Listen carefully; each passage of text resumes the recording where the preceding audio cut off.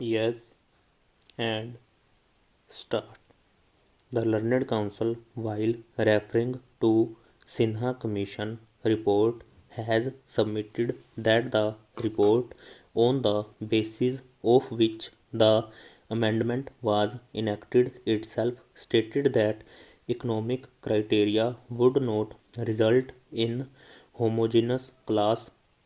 Learned Counsel has argued that in the absence of quantifiable data, one could not create a class for which protective measures are to be taken. The said report concluded that if poverty is kept as a baseline for reservation, then it should have in its ambit all irrespective of their class, more so because the poor of SCs, STs, and OBCs are worse off than those of general category. He has further argued that the condition precedent for a protective clause is existence of discrimination. Hence, protective action for a class that is neither a homogeneous class nor is discriminated against is violative of the basic structure of the Constitution. Learned Counsel has relied upon the decision of this court in Indra Sahni case to submit that economic criteria cannot be the sole basis for classification.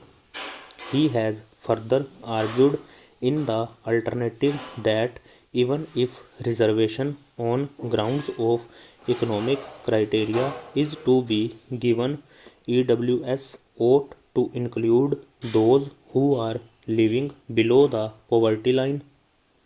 Learned Counsel, while adding on to the submissions already advanced by the preceding counsel for petitioners, posed that the originalist understanding of reservation is that it can solely be granted as an anti-discriminatory measure and not as an anti-deprivation measure. Hence, the amendment in question cannot sustain itself as it addresses the deprivation faced by an individual and not discrimination.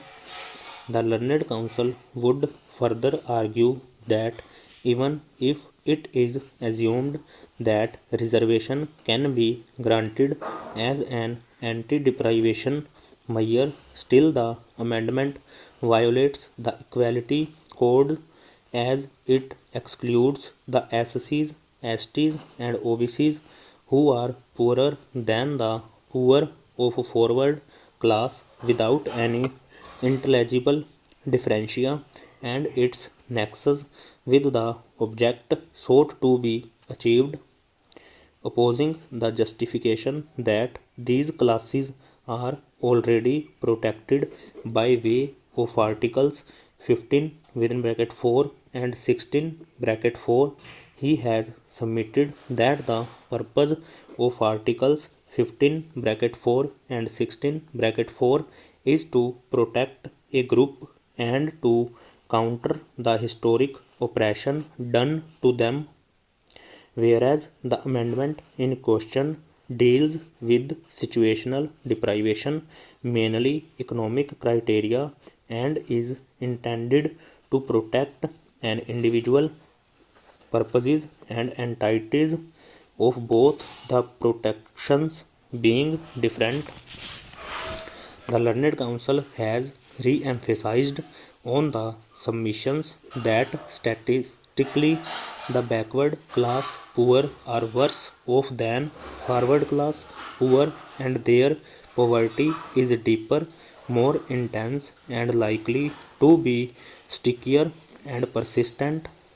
He has relied on Sinha Commission report, Niti Aayog Multi-Dimensional Poverty Index, along with other reports and has argued that the question before the Sinha Commission was whether there could be reservation for general category people not covered in any other category.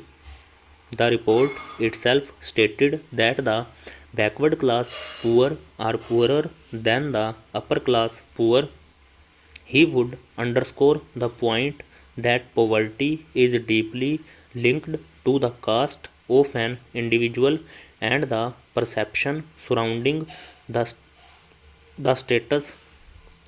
The Learned Council has further submitted that grant of reservation as a measure of affirmative action is a way for reparation and does not lead to economic upliftment.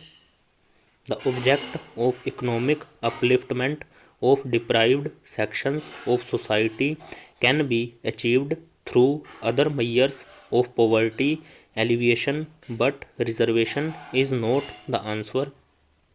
While contending that Articles 15(1) and 16(1) are part of the basic structure of Constitution and that it is only in furtherance of substantive equality that formal equality can be breached, he has submitted that exclusion on the basis of caste straightaway breaches formal equality. Further exclusion of those who are arguably more impacted by this criterion violates substantive equality through hitting the equality code and resultantly violating the basic structure of the Constitution. In another line of arguments, the Learned Council has put forth the proposition that the words other than in Articles 15(6) and 16(6) should be read as in addition to thereby including SCs, STs and OBCs within them and furthering the basic structure. He has placed reliance on the decision of this court to submit that if two interpretations are possible, one which destroys the basic structure and the other which enhances it, then purposive approach enhancing the basic structure of the Constitution is to be taken and not the literal approach. He has concluded the submissions while quoting from the judgment of this court in K.C. Vasant Kumar versus